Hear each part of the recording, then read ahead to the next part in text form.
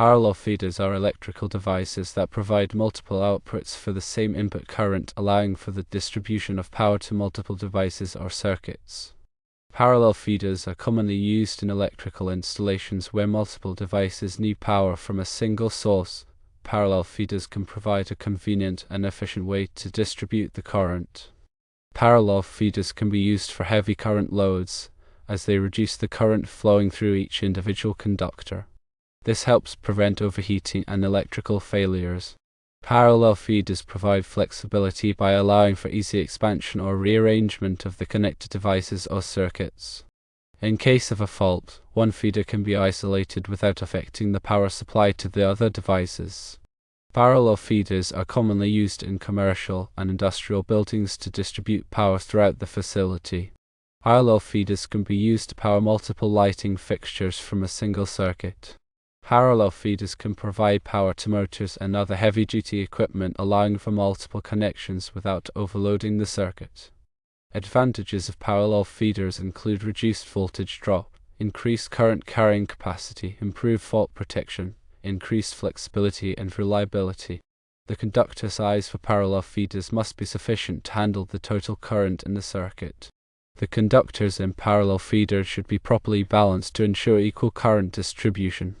Each conductor in a parallel feeder should be properly insulated to prevent short circuits.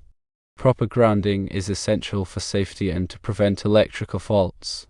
When determining the suitability of parallel feeders for a particular application, several factors must be considered, including load requirements, distance, voltage drop, and safety.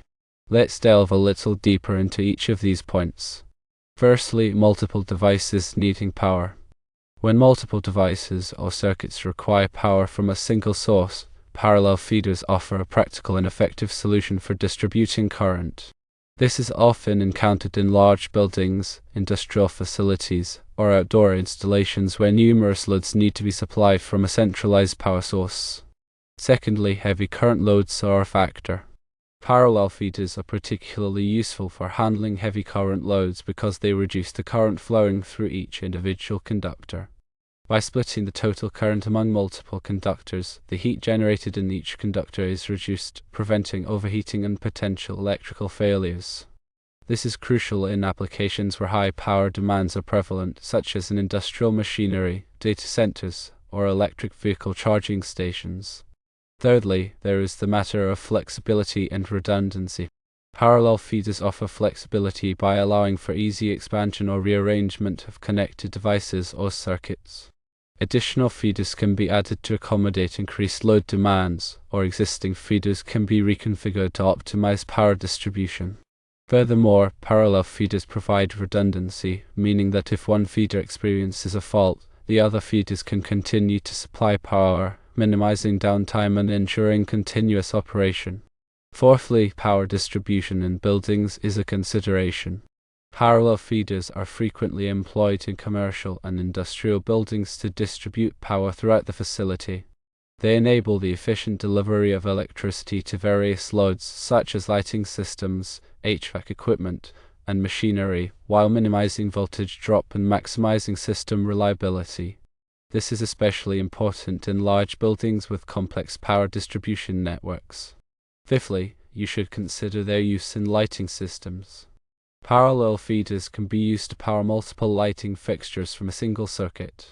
This is advantageous in large areas, such as warehouses, parking lots, or sports stadiums, where numerous lighting fixtures need to be installed and controlled. By using parallel feeders, the current load on each conductor is reduced, minimizing voltage drop and ensuring consistent illumination levels across the entire area.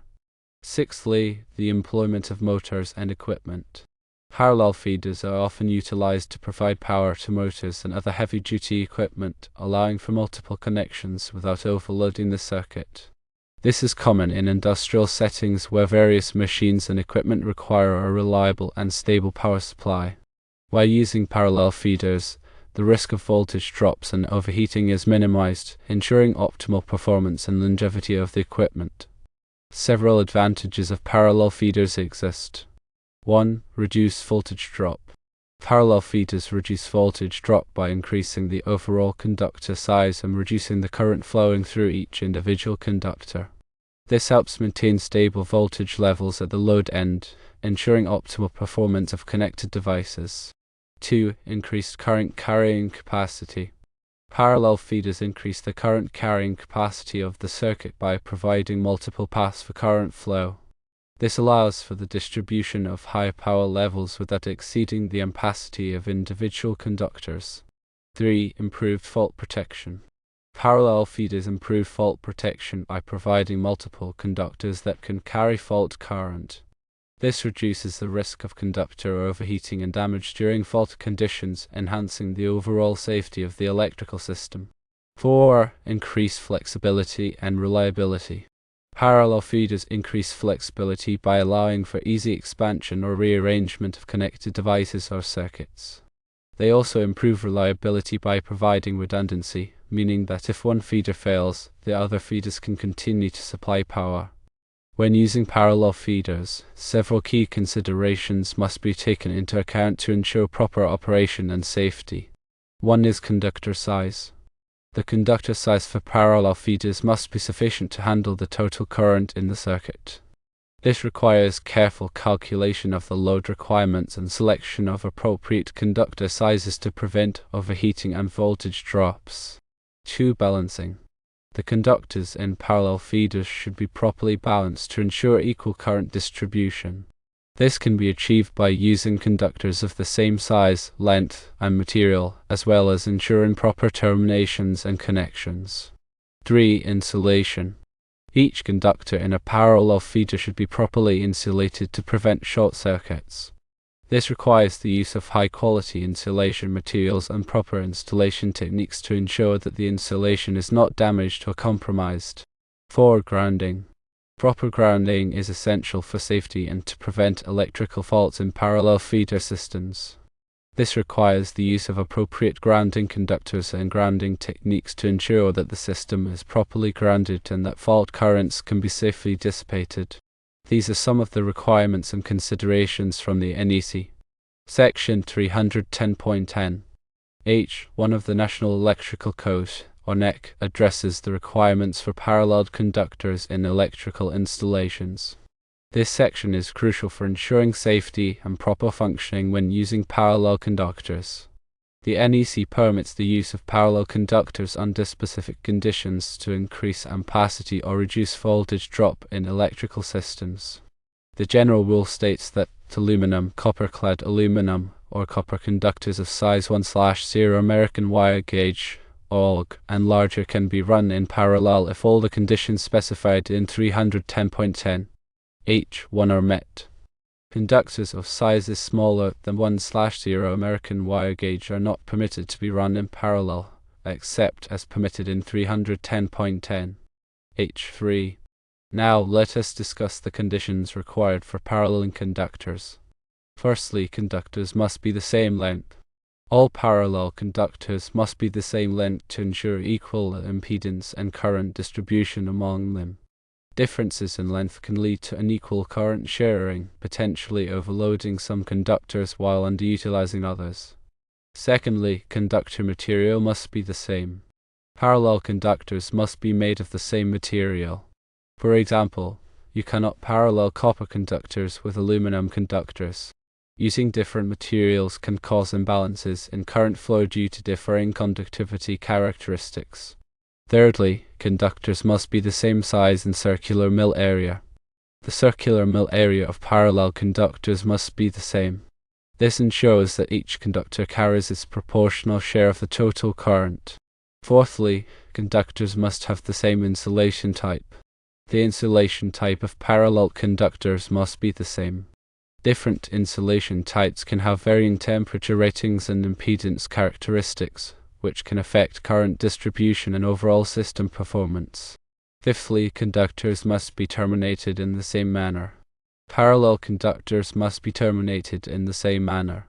Using identical connectors and termination methods helps ensure consistent and reliable connections for all conductors. Sixthly, one equipment grounding conductor per raceway or cable is needed. If equipment grounding conductors are used with parallel conductors, a separate equipment grounding conductor must be installed in each raceway or cable. This ensures adequate grounding protection for each set of parallel conductors. Furthermore, there is an exception for smaller conductors. The NEC permits the use of conductors smaller than 1/0 American wire gauge in parallel for specific applications, such as control power circuits and signal circuits, provided that they meet specific requirements outlined in Section 310.10 H3. Proper installation and maintenance are essential for parallel conductor systems. Regular inspections and testing should be performed to ensure that connections are tight, conductors are free from damage, and current distribution is balanced. In summary, NEC Section 310.10 H1 provides the guidelines for using parallel conductors in electrical installations. Adhering to these requirements ensures safety, reliability, and optimal performance of the electrical system. It is important to consult the latest edition of the NEC and seek guidance from qualified electrical professionals when designing and installing parallel conductor systems. When dealing with parallel conductors, several potential issues can arise if the installation is not done correctly. These issues can range from minor inconveniences to serious safety hazards. 1. Unequal current distribution is a problem. One of the most common problems with parallel conductors is unequal current distribution among the conductors. This can occur due to variations in conductor length, size, material, or termination methods. When current is not evenly distributed, some conductors may carry more current than others, leading to overheating and potential conductor failure. 2. Overheating is a problem. Overheating is a significant concern in parallel conductor systems, especially if the current is not evenly distributed. Overloaded conductors can overheat, causing insulation damage, conductor degradation, and even fires. 3. Increased voltage drop is a problem. Unequal current distribution can also lead to increased voltage drop in parallel conductor systems. Conductors carrying higher current experience greater voltage drop, which can affect the performance of connected equipment. 4. Imbalanced impedance is a problem. Differences in impedance among parallel conductors can result in imbalanced current flow. Impedance is affected by factors such as conductor length, size, material, and spacing. Imbalances in impedance can lead to unequal current distribution and increased losses. 5. Circulating currents are a problem. Circulating currents can occur in parallel conductor systems when there are differences in voltage or impedance among the conductors. These currents circulate within the parallel conductors, increasing losses and potentially causing overheating. 6. Connection failures are a problem. Poor connections or terminations can cause problems in parallel conductor systems. Loose or corroded connections can increase resistance, leading to overheating and voltage drop. It is important to use proper termination methods and ensure that connections are tight and secure. 7. Insulation breakdown is a problem. Overheating, excessive voltage stress, or physical damage can lead to insulation breakdown in parallel conductors. Damaged insulation can create short circuits, ground faults, and other electrical hazards. 8. Code violations are a problem. Failure to comply with the requirements of the National Electrical Code, or NEC, can result in code violations and potential safety hazards. It is important to follow all applicable codes and standards when designing and installing parallel conductor systems. 9. Nuisance tripping is a problem. Imbalances in current flow or voltage can cause protective devices, such as circuit breakers or fuses, to trip unnecessarily. Nuisance tripping can disrupt power to connected equipment and cause inconvenience. 10. Equipment damage is a problem. Overheating, voltage drop, and other problems associated with parallel conductors can damage connected equipment. Electrical equipment is designed to operate within certain voltage and current limits, and deviations from these limits can lead to premature failure. To avoid these problems, it is important to carefully design and install parallel conductor systems following all applicable codes and standards. Proper conductor sizing, balancing, termination, and maintenance are essential for ensuring safe and reliable operation. Regular inspections and testing should be performed to identify and correct any potential issues before they become major problems.